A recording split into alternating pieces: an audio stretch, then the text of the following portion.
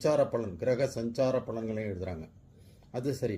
இப்போ இத்தனாம் தேதியில இத்தனாம் தேதி வரைக்கும் இந்த நட்சத்திரத்தின் சாரத்தில் இருக்கும்போது அது கூட ஓரளவு ஏற்றுக்கொள்ளலாம்.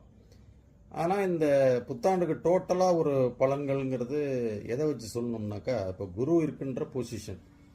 இப்போ குரு இந்த ராசிக்கு இந்த இந்த மே மாதம் மத்தியில் வரைக்கும் எப்படி இருக்குது, மே மாதத்திற்கு பிறகு, மே மாத 15 தேதிக்கு பிறகு இந்த வருடம் முழுவதும் என்ன நிலைமையில் இருக்குது, கடைசியில் கூட கொஞ்சம் வக்ரமாகுது. அதனால் அதை வைத்து பலன்கள் சொல்கிறது. அதே போல் சனி இந்த வருடம் பெயர்ச்சி கிடையாது. வாக்கிய பஞ்சாங்கப்படி இந்த வருடம் பெயர்ச்சி கிடையாது. 6/3/2026 தான் பெயர்ச்சி.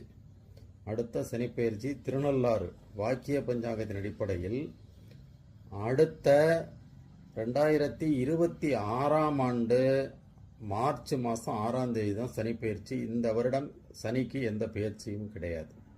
சரி, ராகு கேது அது ஏப்ரல் கடைசி வாரத்தில் ராகு கேது பெயர்ச்சி ஆகுது.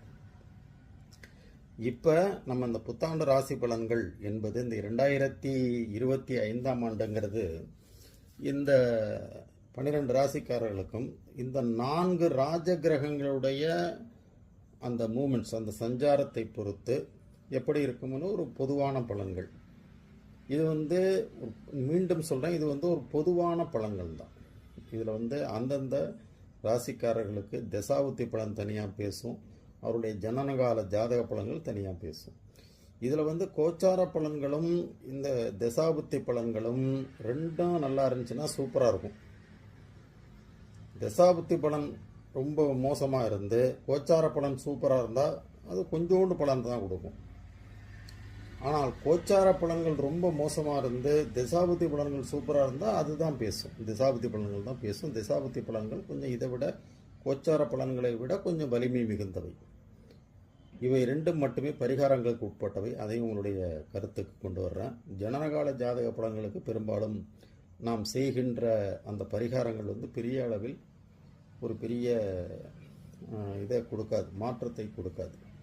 தசாபுத்தி பலன்களுக்கும் கோச்சார பலன்களுக்கும் நான் செய்கின்ற பலன்கள் ஓரளவு நம்முடைய அந்த கெடு பலன்களை குறைத்து, ஒரு தலைக்கு வந்து தலைப்பாய் கூட போச்சுன்னு சொல்லுவாங்கள்ல, அது மாதிரி ஒரு சின்ன இம்பேக்டோடு அது போயிடும்.